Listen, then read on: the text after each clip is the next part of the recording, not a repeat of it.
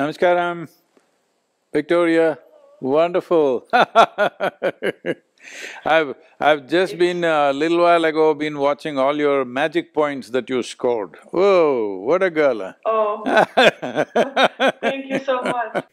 It's my true honor to speak with you. I'm very excited, and I've been actually thinking about this moment for a while now, and I'm just very happy that I'm here today speaking with you. So it's my honor. Victoria, the thing is, right now this conscious planet movement, well, it's picked up very well on the ground, lots of heads of state are all coming together, all UN agencies, we have formed partnerships with them, they're all going. Yes. Lot of, political leaders, social celebrities, movie stars, musicians particularly, sports people are also coming in now. So it's going very well on the ground. So from March 21st, I'm riding from London to India through 25 nations. So this is 100 days. From March 21st, 100 days, we want the whole world to talk about soil.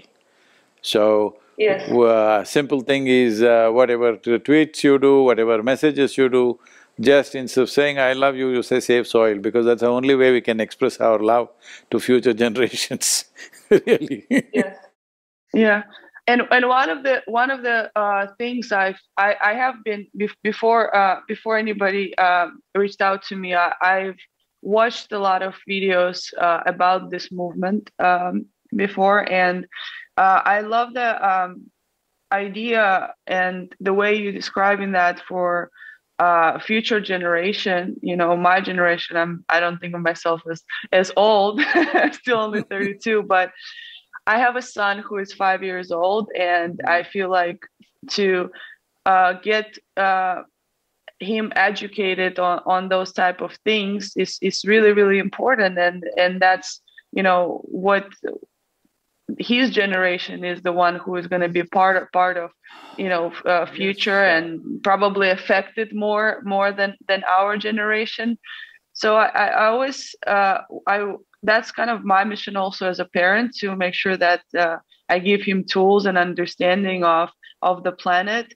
I grew up on the, not on the farm, but my grandparents, my parents, they had a summer house where they taught us all about how to understand the soil, how to grow vegetables, how to be more in touch with nature. So I grew up knowing and understanding that, but in society that we kind of live it now, with all the technology and everything, it becomes a bit further away from more natural ways.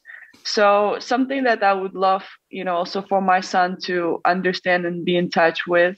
And thank you for bringing the light to this issue, and I hope that obviously with your mission, and little part of what I can do is to educate people more on the importance of it.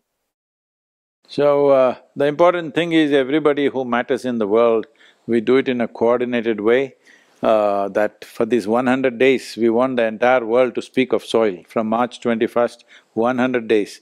So that's what we are activating. I don't want to call this my moment because this is not about me, this is about life on the planet. This is a generational responsibility. See, every responsible scientist in the world right now is pointing out, by 2045, we will be producing 40% less food and our population will be 9.2 billion. That is not a world in which you would want to live. Compared to me, you're 32, you're still a baby only, okay?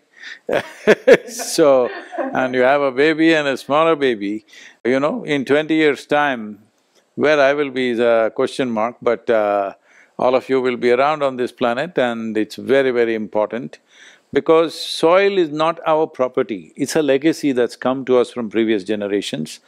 Keeping it alive and passing it on to next generation is a most important responsibility that we have. People have been dodging soil as an issue for a variety of reasons, I don't want to go into the politics of it, but Right now, in the last 2 years that I've been working on this project, I have spoken to many scientists, many heads of states, various leaders, celebrities. Till now, I have not met one person who's spoken in negative. All of them want this to happen. Because one important aspect of the project and movement is that it is not against anybody. This is not against chemical fertilizer, this is not against oil company, this is not against anything. This is about keeping the soil alive.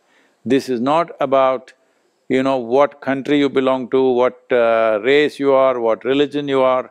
It doesn't matter whatever you may believe in, but essentially all of us come from the soil and we definitely go back to the soil one way or the other. So yeah. Yes, it reminds me of your question and answers that you do with the sessions where you talk. If people don't believe that you're gonna die someday, that's you're gonna end up in a big surprise at some point. So yeah, that reminded me of that. If you don't mind me asking, I wanted to kind of ask you this question. I'm a professional athlete, and we have this kind of I think the culture where a lot of people talk, when you are an athlete, you have to go through pain, and no pain, no gain is one of the things that is a biggest slogan. And throughout my career and throughout my childhood, I had a pretty not easy way to get to my professional career, but it was always about kind of fighting the adversity and proving people wrong, and that was the core of my motivation to make it to the top of my sport. And then it faded very quickly after I've got there, and I realized that type of motivation that came from other people was never sustainable for me. And I'm finding a new way of a new way of motivation in my career. And I realized more and more with practice that I do that it's all about inner confidence and in what you can do and how you can motivate yourself, and it doesn't depend on anybody else. So that's an interesting way of completely different approach in sport. And I see a lot of young people that I love to mentor, and when I think about myself as a younger kid, I wish I had somebody who maybe could have explained to me a little bit better. So that's kind of… When you were 15, I was still around, huh? When you were 15, I was still around. It was, but there was no YouTube. That there was no YouTube. There was harder to Yes. get the information that's so easily accessible now, and that's what I feel like with younger generations, that some of who are responding really well to me, how I can also explain that to them a little bit more, because it's a very interesting dynamic that doesn't, I think, ever talked a lot about sport. And I was wondering if you could give me some thoughts. See, Victoria, it's like this. Do you enjoy hitting the ball? Yes. You love hitting the ball, isn't it? So, that's all it takes. See, the problem is, most sports people are going like this. It is not necessary, because your sport, art, these areas, arenas of life are such that you're doing something that you love to do. At the same time, everything else is happening out of that. So, when you're doing something that you love to do, you just have to love little stronger, that's all. You should not love victory, you should not love the trophy, you should not love the money, you should just love hitting the ball. If that is very strong in you, you will hit the ball really well. If you hit the ball really well, somebody else will keep the score. I'm saying Yeah. that's all that matters. Yeah. So unfortunately, People are always wanting to win the game. See, in yoga there is a saying, if you have one eye on the goal, you got only one eye to find your way, which is very inefficient. You need both the eyes to take the next step. So, every shot that you play is more important than you winning. Winning will happen because you got the right shots, not because you want to win. Everybody wants to win. Everybody has a desire to win. Desire is not going to get us there. What is going to get us there is just that we are doing what we are doing really well. Like here, you must come, someday you will definitely come to the yoga center and see how everything is being done. We have business programs where top CEOs come. They're all looking at the place and say, Sadhguru, how does it run like this? Everything is happening like clockwork, but nobody is managing anything, everything is happening well. How is this? So I told them, see, you are all devoted to the goal, you want to achieve something. We are just devoted to the process. Because if you do the process well, the goal will come. Not because you desire the goal, it is going to happen to you. Every fool wants to win, all right? But will they win? No. It's not going to happen out of your desire. So, being devoted to the process, hitting the ball is the process. And that's all that matters, how you hit it. Whether it's in or out, somebody is going to look at it. What is the point? Somebody is going to look at it. Who is the winner? Somebody is going to look at it. You don't have to look at all those things. You don't have to be motivated like this. Just with great joy, hit the ball. And your body and your mind functions at its best when you're joyful. I would like to see athletes laughing. I know I keep always using this with athletes because they're so serious and they're like, they're looking like death. What is the point? You're doing something that you love to do, and what is the point of this? So I always give this example of the only one athlete that I know who's always grinning is Ronaldinho. The footballer, such a big grin on his face, no matter what sort of match, winning or losing. Because you're doing something that you love to do and you will do it best, only if you are in that kind of state. Otherwise, what your competency is, somewhere a few percentage points below that you will be. That's not how it should be. What your physical competency is, you must go a few percentage points over that, not below that. And those things happen to every athlete, I'm sure you have experienced it. The moments when you are totally there, playing it with great passion for the game itself, those moments you exceed your limits.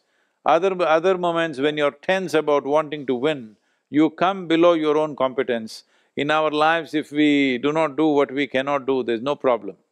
But if we do not do what we can do, that's a disastrous life. That should not happen to us. Yeah.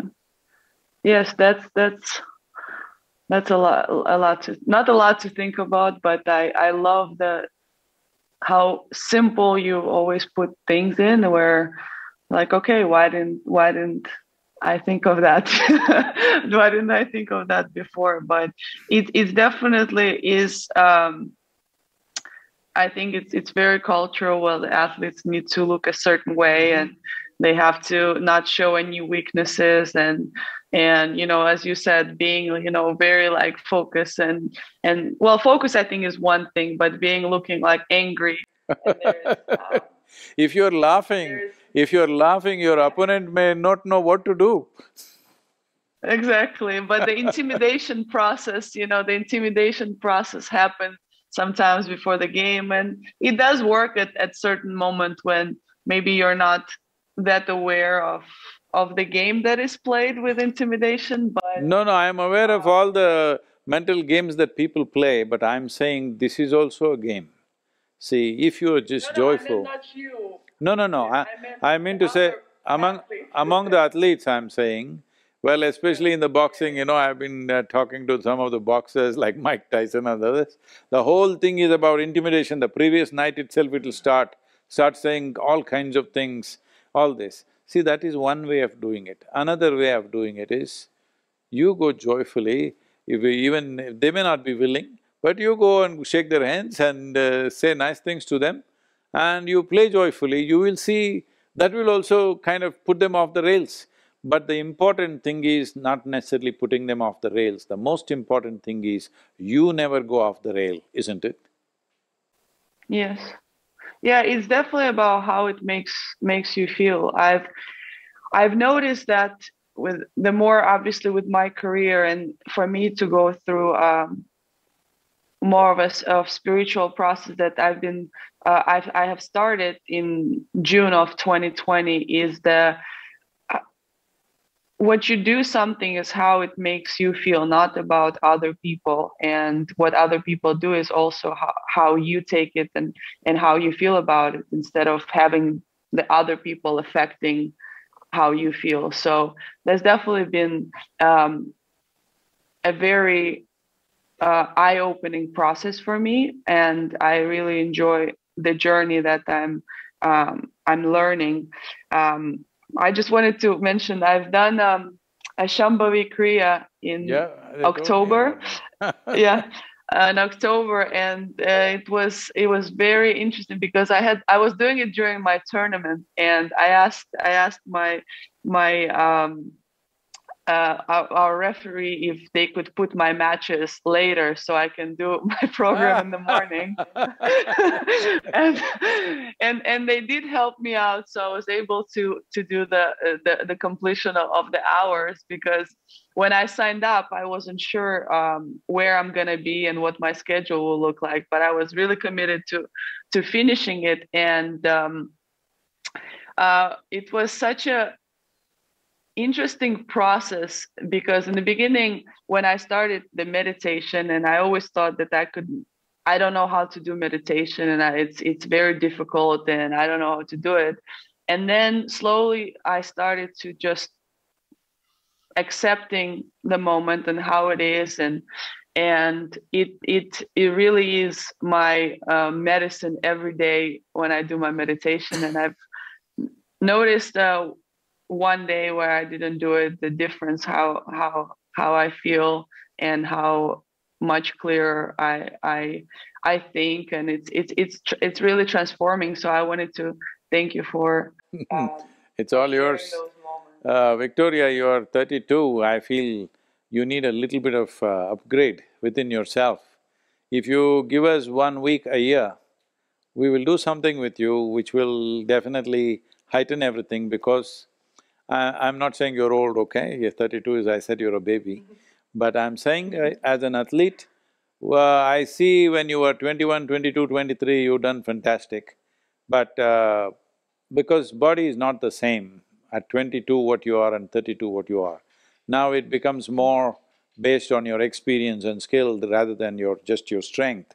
So when this happens, how to conserve yourself, how not even to make one extra movement that is not needed, is something that you have to learn. Because as you get Yeah. older, conserving ourselves becomes very important to be effective. We can't do the same wild kind of things that we were doing when we were 22. So, Absolutely. for that process, as an athlete, I'm sure you know these things. But if you spend a week in a year, either in United States or in India, we will set you up with something. There's enough space, you can also come with your child, it'll be good for him also.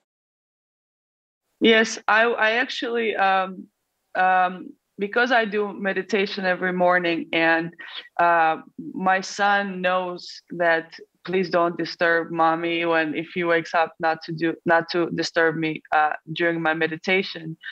And he starts to imitate me a little bit, because the way I think a little bit about parenting is saying something to your child is maybe valuable, but showing by example, I think it gives Yeah. so much more benefit to them. And I try to approach it with everything like that. And my mom told me a couple times that if I go to work early or something, that he just sits down and just, tries to do a meditation.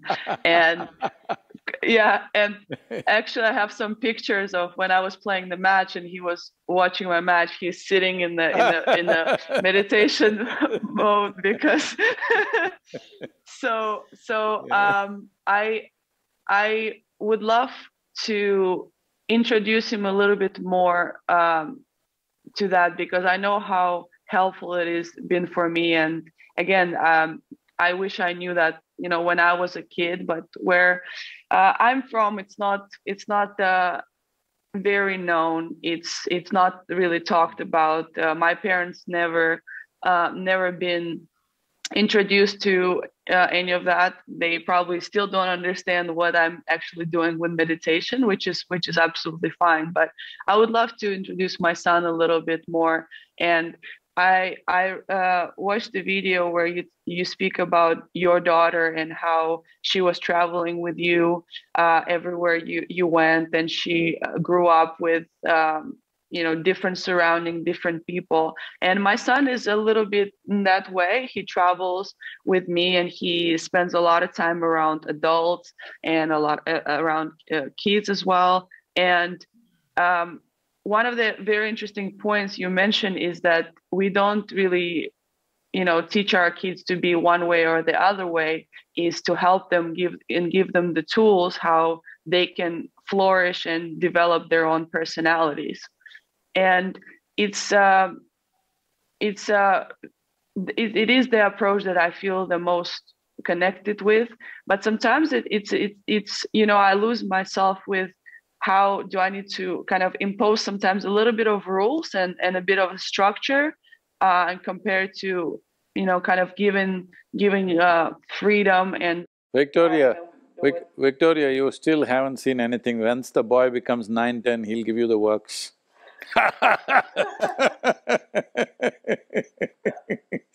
Yeah, I guess I have time. He's only 5.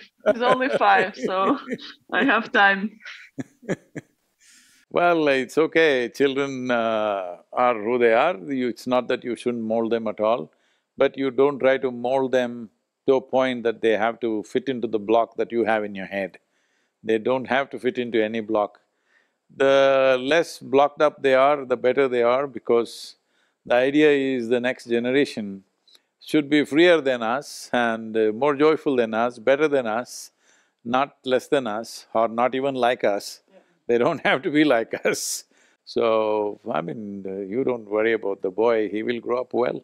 See, all it takes is a loving and joyful atmosphere, and you make sure the child never witnesses anger, jealousy, hatred, these kind of things, that he should never see such things, he should not know what it is. If he grows up like that, he will grow up into a beautiful human being. Maybe he may become an athlete, he may not become an athlete, that's not our business, that's his choice. Yeah, I don't have a specific plan for him. I didn't. I was actually very fortunate that a lot of parents of athletes have a specific idea of who they have to be and what they have to do. And I've been lucky that my parents wanted me to be the best that I can be and what I want to be. So I don't take it for granted looking at other situations. So when I think about what my son wants to be, I just want to support him in whatever he wants to be, and give him tools to be able to do what he wants to do. But in today's Western society, one important challenge you will have is to protect the child from influences which are negative, both offline and online influences. There is simply chemicals all over the place, and that one thing, if you just make sure that they don't make those kind of associations, rest of it is, children will grow up well. One of the things that I've never been really drinking alcohol or anything like that, but I thought that if I will have to have a talk with my son, in 10, 15 years about alcohol, and he ever sees me drinking alcohol, that will be not a very compelling argument from my side. So I don't drink any alcohol at all. And I did it for myself, but also in mind with that. And I said, okay, if he doesn't ever see me doing that, then hopefully I can at least try to give a compelling argument, and then we'll see what happens. Yes. Very important. What example you set, because children are not listening to you, they're only looking at you carefully. They're observing everything that you are, how you sit, stand, they're observing you. Not with any intent, simply because they're curious about everything, they're looking at it. But they're never listening to the advices that you're giving them. So the example is the most important thing. Definitely, definitely. I don't want to take too much of your time. I know you're very, very busy, and I'm very, very grateful for the opportunity to speak to you. And I will definitely come to the center to continue my practices. And in the month of March, April, where are you, Victoria? in March, I'm going to be in the United States. I'm going to be in California and in Florida. And in April, I will be in Europe. Oh, April, I'm passing through Europe. I don't know where you are, but I'm going through all the 17, 18 nations across Europe. So, hopefully we will bump in somewhere. Maybe… I hope so. Maybe we can give you a short ride, 10-20 kilometer ride for you just to have an experience. Oh, that would be amazing. That would be really amazing. I will… Believe me, you're safe with me. Believe me, you're safe with me because I've gotten this old without breaking a bone on a motorcycle. That means I'm good, you know. I've heard you talk about your wild rides where you don't even need to look because you've memorized the roads so well. So I believe that you are a very, very good rider. So I would love to join. But thank you so much. Thank you, Victoria, really and all the best for whatever future tournaments you have this year. You must do well. Thank you so much. I'll be watching you, you must do well. Thank you so much, Sadhguru. I appreciate it. Namaskar. Namaskar. Thank you.